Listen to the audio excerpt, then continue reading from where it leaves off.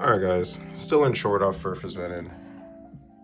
Trying to take something to this low here. It's about 80 points, but I'm looking for 830 today. So we'll see what we get. Probably gonna get delivery here in the next couple of minutes, but just trying to stay consistent with confirmation.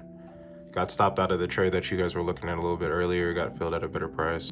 All right, everybody. Trading day is over.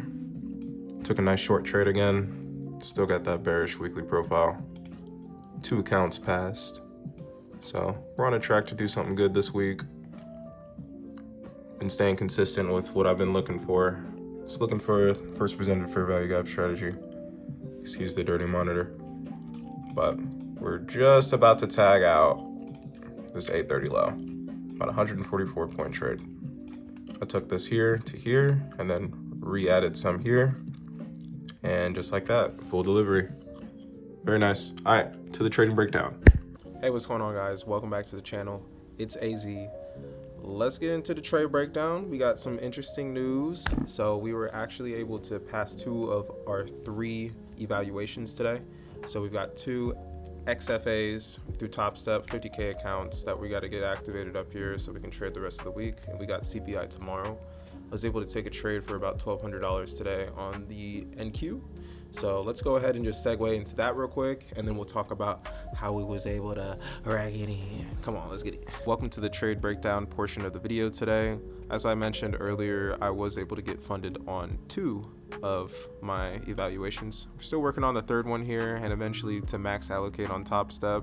I'm going to be activating these accounts a little bit later tonight. But let's just kind of talk about the trade, what I was looking for today, and how I was able to take this. So maybe you can find setups like this at home and have a better understanding of what my trading kind of consists of. So I'm always going to pair exterior and higher time frame confluences with my trade. Today, this black box is a daily volume imbalance. If you don't know, you should definitely study on that. I'm not going to take and cover that today. But no, I have a daily volume imbalance here. I also have the range of the London delivery. So from 2 o'clock all the way to 8 o'clock, we made a high to low. So I actually measured this whole entire price swing out and then found that consequent approachment to be right here. So we have a little bit more confluences on why we should deliver back to 830, right? So we have this initial leg, we have external sell side liquidity down here. And then on top of that, we're already starting to range higher. I just wanted to see today if we were gonna respect this higher time frame OTE, which is this 50% mark right here, and then the consequent approachment of this volume imbalance.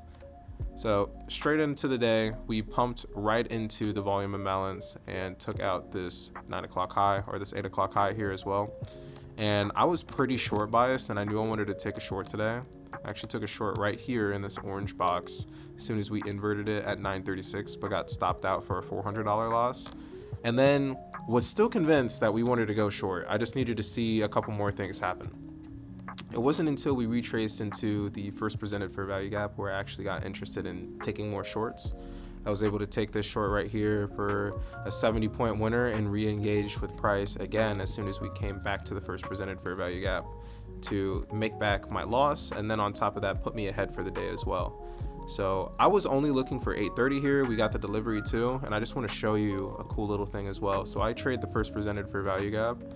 If you were a 2-minute trader and you were only looking at this of like, okay, I want to trade the first 2-minute first presented fair value gap, you get yours here right at 9:56, and then right at 10 o'clock you come back, you retrace and deliver straight to your target. So the LeBron model is super high frequency in the sense of like this fair value gap is extremely sensitive, and if you highlight it on your chart, it can give you a little bit more context and direction of where price wants to go to. Notice here, if we kind of zoom into this first presented fair value gap up top, this gives you a lot of context here. First presented fair value gap, we got CE of this fair value gap right here. And as you can see, these bodies are failing to close higher.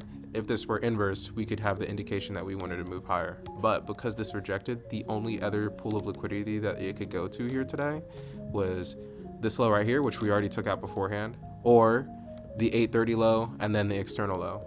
Fortunately for us, we were able to take out right at the 830, and then we reversed right back into the London. So we're gonna plug how the day should go into our model every single day. because I saw that we were kind of short by a short term, I knew for the day, like if we took out this 830 or this external, we could see us move higher, right? So we took out this low, open, low, high, and after that we're closing, right? But we're not worried about what happens later in the day. We're only going to plug in what we know at the start of the morning. So at the start of the morning when I woke up, I measured the London range, the bearish range. After that, marked out the CE, which is the consequent approachment or the OTE of the range, and then waited for our first presented fair value gap to give us some more context. Super simple setup, using the volume imbalance for higher time frame context. And we were able to just execute today. It's all about execution. I do have these accounts pulled up here. So as you can see, we did a 47.7% consistency, and we traded it in about 3 days. So depending on how good you are at trading is how fast you could probably pass your funded accounts.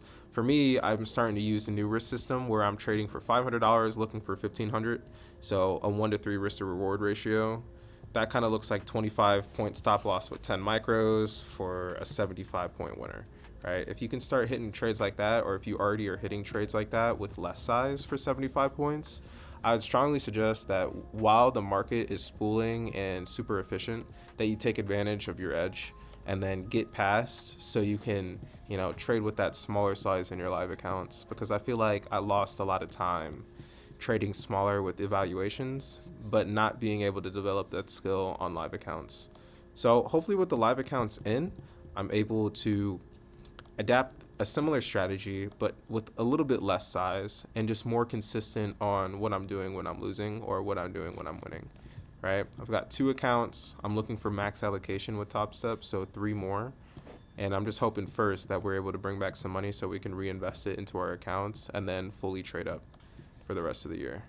We got some big goals ahead of us here. I am definitely trying to get a new car, and then on top of that, just turn profitable so I can start raking in more money. The goal is $10,000. It's simple.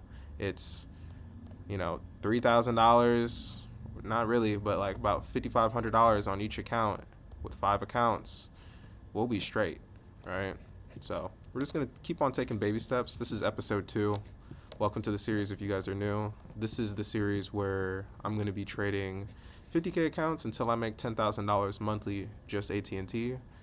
And we'll just kind of go from there. Store's doing well right now. We got some funded accounts. It's going to be a good week. Appreciate you guys for watching the video. Peace.